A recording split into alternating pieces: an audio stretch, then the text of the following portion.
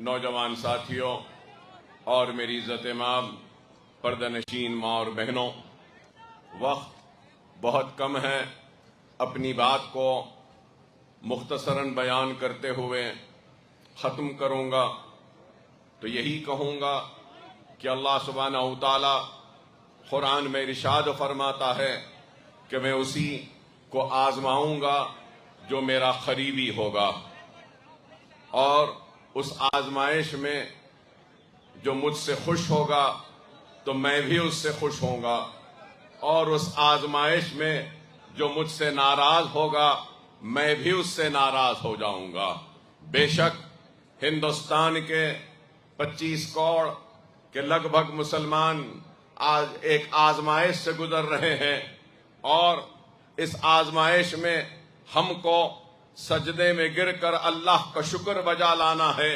कि अल्लाह ने हमारा इंतखाब किया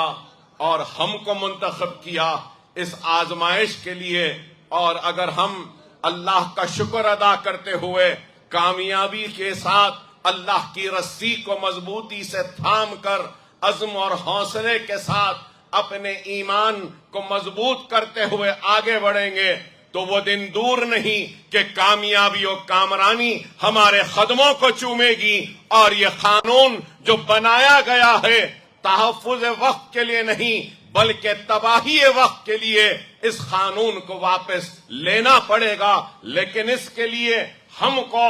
अपने सफ़ों में एक इत्तेहाद को पैदा करना पड़ेगा। हमको इस बात को भूलना नहीं है कि आजमाइश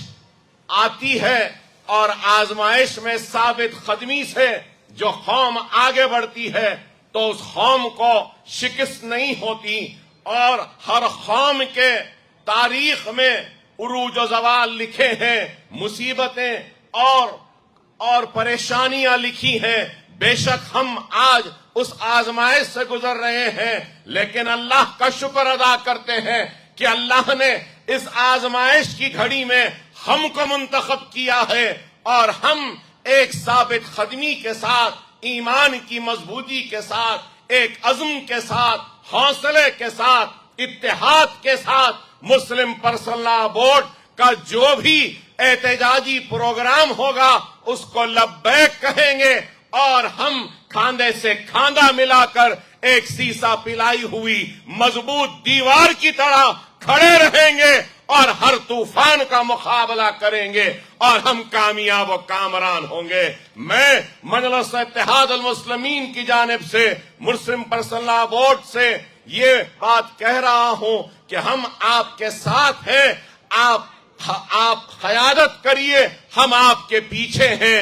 और आपकी हर आवाज पर लब्बैक कहेंगे, और जालिम के जुल्म के खिलाफ हम अपनी आवाज को बुलंद करते रहेंगे और जालिम को शिकस्त देंगे और मजलूम की फतेह होगी, हक परस्तों की कामयाबी होगी, ईमान की कामयाबी होगी। और वो लोग जो समझ रहे हैं कि इन कानून के जरिए हमारे अज़्म को, हमारे हौसलों को कमजोर करेंगे, हमारे हौसले, हमारे अज़्म न कम हुए हैं न कम होंगे। न हम अपनी नमाज छोड़ने तैयार हैं, न हम अपनी शरीयत छोड़ने तैयार हैं, न हम अपना हिजाब छोड़ने तैयार हैं, न हम अपने वफ़ को छोड़ने तैयार हैं। हम अपनी हक की लड़ाई लड़ते रहेंगे, दायरे दस्तूर में रहते हुए, दायरे जमहूरियत में रहते हुए, दायरे कानून में रहते हुए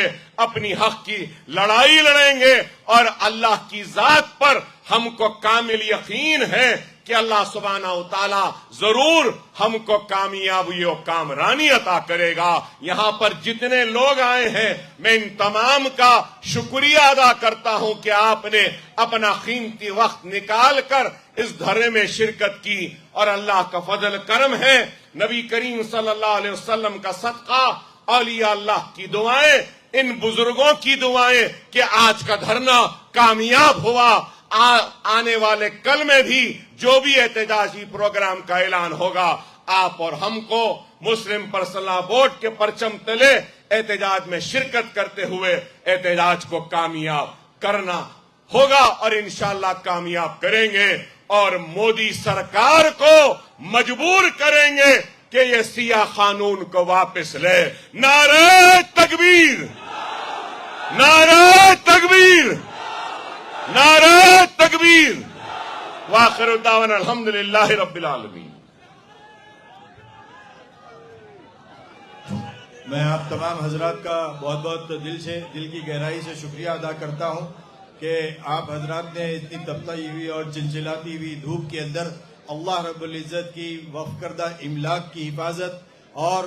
ہمارے ملک ہندوستان کے دستور کی حفاظت کے لیے اپنے گھروں سے اپنا قیمتی وقت نکال کر یہاں پر تشریف لائے اور یہاں پر آنے والے تمام مسالک کے اور تمام مذاہب کے اور تمام جماعتوں کے بھی قائدین کا میں بہت شکر گزار ہوں. آپ تمام سے بہت بہت التماس ہے کہ پرامن طریقے سے اپنے گھروں کو واپس جائیں. اور میں قائد مقرنہ جناب اکبر الدین اویسی صاحب کا اور یہاں پر ہمارے بورڈ کے صدر مولانا خالد صاحب